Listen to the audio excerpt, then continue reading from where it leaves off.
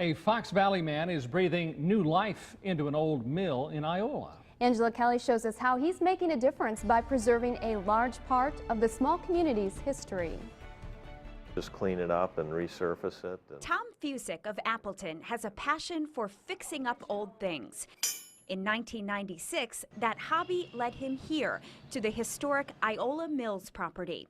It sits along Lake Iola and the village's main street and served as a grist mill, flouring mill, and planing mill in the 19th and 20th centuries. There's just not that many mills around left from the 19th century, and particular ones that have all the original equipment. A business manager in the golf industry, Fusick decided he would buy the property and spend his retirement restoring it. I like preserving old things. There really is no financial reason why I did this. I knew from the beginning that it would be an expensive hobby at best, and it certainly hasn't disappointed me in that regard. Fusick has had more than a lot of expenses along the way. In 2002, he underwent emergency brain surgery after an infection. It ended his career in the golf industry. I had to learn how to walk and talk and think and everything all over again. And after 17 years of ownership, his passion for restoring the Iola Mills property is stronger than ever. I spent about 2.5 years on the foundation of the mill itself. The whole center section, and you'll see when we go in there, was sagging about 10 inches, and it took about 2.5 years of weekends.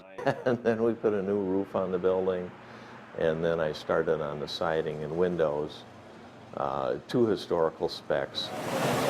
Fusick even restored the mill's original water turbine, which he hopes to soon have running and generating electricity. See, that turbine that's down there, that's the one from the 19th century. And I had most of it rebuilt, but there were some gears that locked up on me. The mill's original machinery is intact as well. Well, this was actually an elaborate corn sheller, is actually what it was. They used to bring probably in bags or wheelbarrows, they would drop the corn into here, and it would go up this elevator and into that hopper, and then that device there would shell the corn.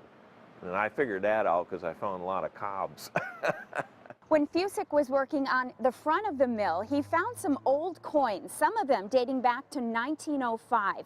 And that's not a big surprise because it's right here where farmers would roll up their wagons full of corn and pay to have it milled. It has espresso and... Fusick has more work to do in his restoration efforts, but he has already opened up a restaurant on the property that draws locals and tourists. And he hopes that draws attention to his ultimate goal of opening the mill section as a public museum, possibly by fall. The whole village of Iola was really centered around the construction of this mill and this property, back in the middle of the 19th century. So the heritage is there. I appreciate it. I don't know if other people do, but I certainly do. The president of the Iola Historical Society says he has no doubt that without Fusick, the property would have deteriorated and a major part of Iola's history would have likely been torn down. It's the reason many in the community say Fusick is making a difference. And he's getting that recognition for simply doing what he loves most. This planer's got a good story, too. Fixing up old things. In Iola, Angela Kelly, Fox 11 News. The rebuildings on the Iola Mills property are listed on the National Register of Historic Places. Fusick says he has been working closely with State Historical Society architects to make sure the restoration is as close to the original property as possible, yet safe for the public.